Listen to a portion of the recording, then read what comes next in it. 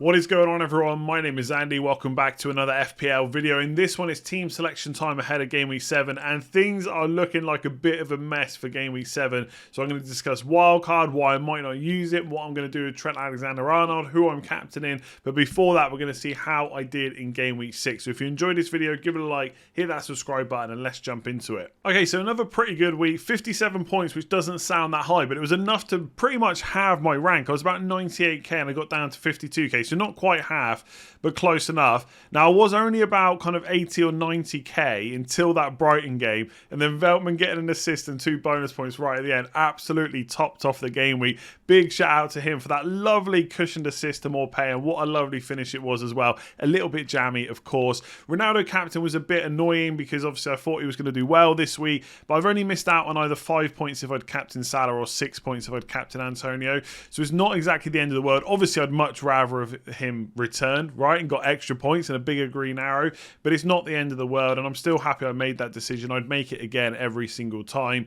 Jimenez came in for Bamford, which is good. 8 points, really nice, especially when everyone told me he was out of form, he hasn't scored, you shouldn't bring him in. He goes and gets a goal, couple of bonus points, and now he looks good going forwards. The fixtures are decent, and obviously then in midfield, Greenwood didn't return again. He is becoming a little bit of a concern for me. I'll talk about that in a bit. Sarr and Rafinha, though, absolute legends for their price. Like Sarr over the couple of fixtures that he's had, and now another good one next week, is just looking brilliant. Obviously Trent's an issue, Shaw was an issue last week as well, just no points whatsoever. Really poor performance from Man United in general, and obviously now I've got a few issues with my team, a lot of flags. So we're going to talk about that in just a sec, but before we do that, let's talk about top 11. So this video has been sponsored by Top 11, which is a completely free football management game, which you can download right now by clicking the link in the description below. You can play it on Android, which is what I'm doing right now. You can play it on iOS, or you can play it in a web browser as well. So very easy to access. And you're the football manager, so you're in charge of everything. So you can see here on the screen now, you've got your squad. You can choose your formation. You can move players around like whatever, how you want. You've got tactics as well. You can take the training too. And if you need some new players for your squad, then you can also make transfers by buying new players as well. You essentially play managers from all around the world. So you can see on screen right now, my next match is against Lock Garmin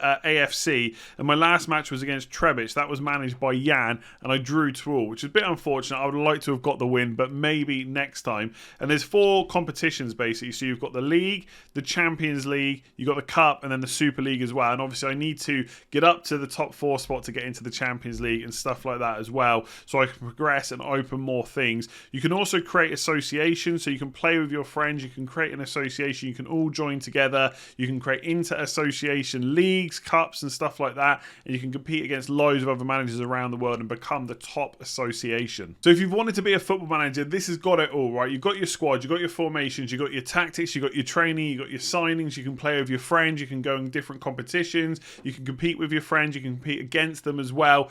Everything you want to do is in this app. It is completely free. Make sure you go and get it downloaded now. Link in the description below. Okay, so this is a bit of a fun week, and by fun I mean an absolute mess, right? With the amount of flags I've got. The reason I'm not doing defenders, then mids, then forwards is because I'm absolutely going to have to tinker on the FPL site and probably use the transfer planner as well to kind of show you my thinking about kind of different ways I can play this out. What I will say is, in a weird way, the Trent Alexander-Arnold injury probably makes me less likely to wildcard this week, which sounds crazy, I know, but obviously if he's not going to play against Man City, which I'm very doubtful that he will, he could be back for Watford, then taking him out gives you a lot of money. So if I downgrade him to like an Alonso or an Azpilicueta, I could just take a hit to upgrade Ayling to another Chelsea defender. And if Shaw is fit, and there's lots of ifs and what ifs here, right, in this video, but Shaw could play on the weekend, then suddenly I'd have like Alonso, Rudiger and Shaw against Everton and Southampton. I'm kind of okay with that, right? And then maybe I can just take another hit in the next few weeks to kind of get my team to where everyone else will be. Like, if I took 2 hits between now and Game Week 10, okay, I've spent 8 points, so you could argue that's worth a wild card, but I'd have a pretty good team by Game Week 10, and I'd still have the wild card in the back pocket to rearrange everything a little bit later on if I wanted to. So it really depends on how long Trent's out for. It sounds like he's only going to be out for like up to 3 weeks, and with the international break, he could just be back for Watford, so I might want him back straight straight away. But I could then take him out against Man City, bring a Chelsea defender in, and then possibly wildcard him straight back in game week 8 if he's available. So that's one of the things I'm thinking about. A lot of this relies on Shaw being fit and available, because if he's not and Ayling's not either, then I've really got problems. I've got Trent and I've got Veltman against Arsenal. I don't really want to double up on the Brighton defence this week, if I'm completely honest. The only kind of saving grace is the Man United game is the first game of the game week on Saturday, so it's very likely that we will get leaked team news, and I would hope we get something around Greenwood or Shaw. If either of those wasn't playing, there is a chance I'll hit the wildcard button, and I'm not afraid to do that on Saturday. Obviously, I'm not going to just be on the deadline stream, hit the wildcard button, and then start thinking about my team. I already know in the back of my mind kind of the team that I would go for. And by the way, I probably wouldn't have Trent on wildcard this week, but that's a whole different conversation we'll have in the game week preview video tomorrow. So I'm hoping that we get Man United team news. If we don't, that then becomes a bit of a problem for me. But Shaw has been said, like by Solskjaer, that he's got a chance to play in the European game. If that's the case, you'd hope then he would be fit for Everton. When he's fit, he starts, right? So if he plays, Trent could go to a Chelsea defender, and then I could either play Veltman, or I could take a hit to get another Chelsea defender in and maybe delay the wildcard. And again, I'm not really bothered about playing the wildcard or not. I'm not trying to actively not use it, but I'm trying to manage the team. And if I was to wildcard this week, there's every chance that I wouldn't have Sarr in it. He's playing Leeds away. I don't want to get rid of him for that. And I almost certainly wouldn't have Jimenez and Antonio. I'd only have one of them, in which case I'd miss out on one of them against either Newcastle or Brentford. And realistically, I'm going to probably keep Antonio. And I really don't want to get rid of Jimenez before Newcastle at home. The other thing with the wild card this week is, yes, you get Chelsea players, 2 defenders, brilliant, right? Absolutely great purchase, or great transfer, I should say. Great purchase, that's a bit weird. The other one will be Lukaku in for Ronaldo. And yeah, Lukaku could outscore Ronaldo this week, but it's not so much of a concern that I'm worried about swapping them. So it's really just the defenders. And then the other team that we'd be targeting on wildcard is Man City. But then you're bringing them in for Liverpool away. So I'm not really bothered about having Cancelo or Grealish this week. So I feel like I would weaken my team, right? If I took a hit this week, I could get 2 Chelsea defenders and have Shaw playing, or even Veltman, if Shaw is not fit. Then I'd have Greenwood instead of Grealish. I wouldn't have Cancelo. I'd still have Sarr against Leeds. I'd still have Jimenez against Newcastle. So I've got to be honest, I don't really want... It's not even that I don't want a wildcard this week. I don't think my team needs it if I can get through the injuries, if Rafinha's okay and if Shaw is okay. And bearing in mind with Rafinha in particular, the last 2 weeks he's been yellow flagged, both weeks he's played, and in both weeks he's scored. And Watford at home is one of the best fixtures you can play, right? So I really want to keep him for that game. I'm not worried about captaining Ronaldo. He will be my captain this week. I don't care that he blanked last week. I don't care about Everton defence or anything like that. He's just a really good option. I'm not going to go for Salah against City. I'm not going to go for Antonio or Jimenez. To be honest, like, Antonio is brilliant, but I actually think Jimenez would be my vice captain this week over Antonio. And obviously I don't own Lukaku, so Ronaldo is kind of the default captain. And I said this weeks ago, I tend to try and keep my captaincy plans like in advance. Weeks ago I said, once we get to game week 7, there's no harm with captaining Ronaldo against Everton instead of Lukaku against Southampton, and that's the position I'm in. So I don't think this needs a wild card, but I'm going to have to show you on the transfer planner why I think that is and how the team could look with just a couple of hits. Okay, so this is the team on live FPL. Now, it doesn't show the flags, but obviously we know who they are, right? Ayling, Shaw, basically half the team, right? We know who they are. So this is the team as it stands for game week 7. And again, I know people all of a sudden like Greenwood and Ronaldo, they think they're absolute players that must be sold. But against Everton at home, it's fine to keep them. They're not really my concern this week. So potentially, if Trent's out, which I think he probably will be, Alonso could come in. And again, don't rely too much on which Chelsea defenders it is. I'm not completely locked into Alonso. I'll decide after the Champions League games who I want to go for, what Tuchel says, whether we get any kind of, line-up hints about whether it could be Chilwell. But basically, it could be 2 Chelsea defenders for a hit. And I think with the amount of flags I've got, it's not too out of the question to take a hit. So we'll take Ayling out as well, because I think Veltman will probably keep his place long term, and he's got some good fixtures coming up as well. So he will stay on the bench. Lee's defence not good, so we bring in another one, right? Let's just say it's Rudiger. It's probably going to be Rudiger plus Alonso or Rudiger plus Azpilicueta, right?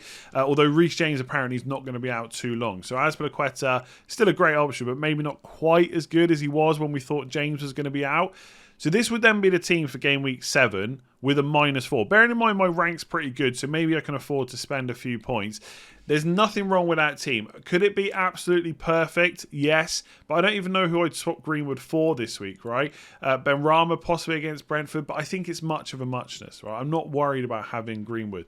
So this would be the team for this week. That's game week 7. And obviously, don't get me wrong, I know one of the big things now is I don't have Trent Alexander-Arnold, but what I do have with this strategy is a wild card.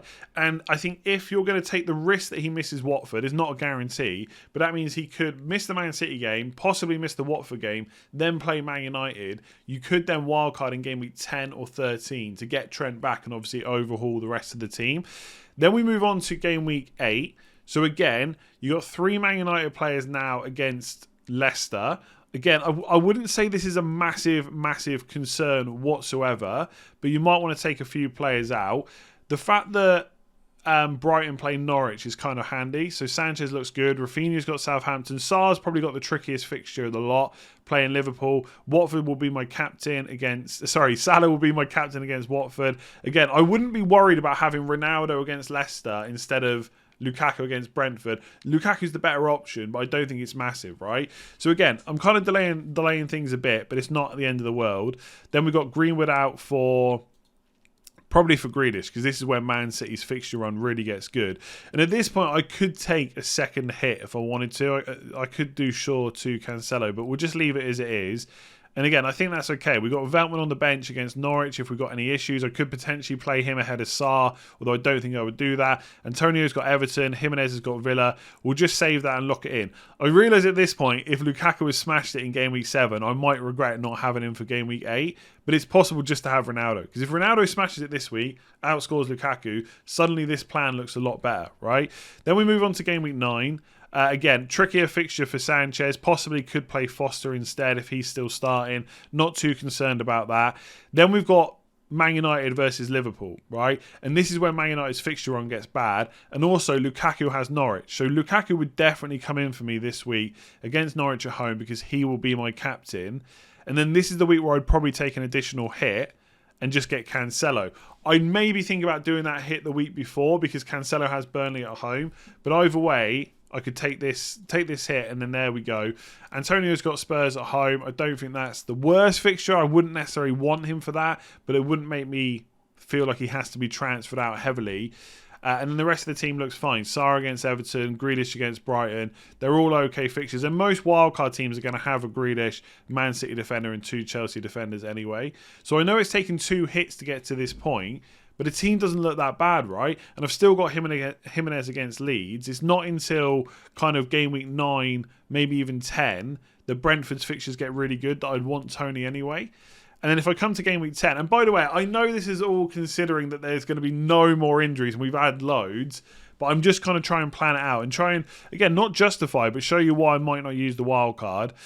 Game week 10, again, could play Foster over Sanchez. Sanchez has got Liverpool away this week. Defence looks brilliant. The midfield looks brilliant as well. Salah versus Brighton, Grealish versus Palace, Sarr versus Southampton, Rafinha versus Norwich as well. And the front line looks great as well. Lukaku, Jimenez and Antonio all have pretty good fixtures this week. And that's no transfers in game week 10. So I've taken the 2 hits. Possibly I could have saved that transfer in game week 9 for Cancelo. So if we go back to game week 9 a sec. By the way, use this planner. It's super helpful.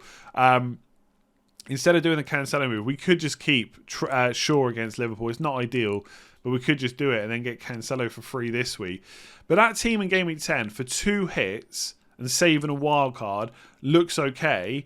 And then I could potentially just wild card Trent back in whenever I use my wildcard. Maybe when Man United's fixtures turn and we suddenly want all them back in and we're starting to ditch a few of the Chelsea players. So I'm not saying this is definitely what I'll do, but I do think the fact that Trent has got injured almost makes not using the wildcard a little bit better, because if I was to wildcard, the team wouldn't be too far off this. I guess maybe Cancelo instead of Shaw and Ronaldo instead of Lukaku instead of Ronaldo. I wouldn't have Jimenez, I'd have Tony. But in game week 8, Tony plays Chelsea. So I don't even know. Like if I use my wildcard team from game week 8 and game week 7, I just think I'll be worse off. I don't think my team in game week 7 with a -4 is that bad. And all it takes is Man United to actually have a good performance against Everton, and suddenly I'm probably fine because the rest of the team wouldn't change too much anyway. So that is probably why I'm not wildcarding this week, because I think my team will be okay anyway. So my likely transfer moves are Trent to a Chelsea defender, Alonso or Azpilicueta, and then if Ayling's fit and Shaw's fit, I might not take a hit, but if they're not, if one of them's not fit, I'll take another hit and get another Chelsea defender in. And then I might still wildcard in Game Week 8 anyway, but at least then I've kept my options open. If something major happens, like one of the Chelsea boys, like Lukaku, was to get injured, then all of a sudden keeping Ronaldo doesn't seem that bad, but I've kept my options open. And I don't think a hit for 2 Chelsea defenders against Southampton, when one is as attacking as Alonso, is that bad. So I know people are going to look at my original team and they're going to say, why are you not wildcarding this? You got so many flags. But just think about what I've said. Think about all those players, Sarr and Jimenez, that wouldn't make it on my wildcard. Do I really want to take them out before Leeds and Newcastle? I don't really. So there we go. That is team selection. Ronaldo is going to be my captain. I'm probably not going to wildcard, although if Trent, Shaw and Ayling are out and then Greenwood or Rafinha are out as well, I will definitely hit the button. And if I do that, I'll probably make another video on it. So if you enjoyed that, give it a like, hit that subscribe button as well. If you haven't checked out Top 11, make sure you do. There is a link in the description and I'm going to pin a comment as well if you want to download that. It's completely free football management game. So make sure you give it a go. Like I said, free. You can play it on iOS, Android or on web browser. No problem at all. Click that link in the description below. Get it downloaded now and see what you think. I'll leave it there. I'll be back tomorrow with 2 videos, Game Week preview, and I'll probably do a rating wildcards video as well. Until then, I'll see you soon.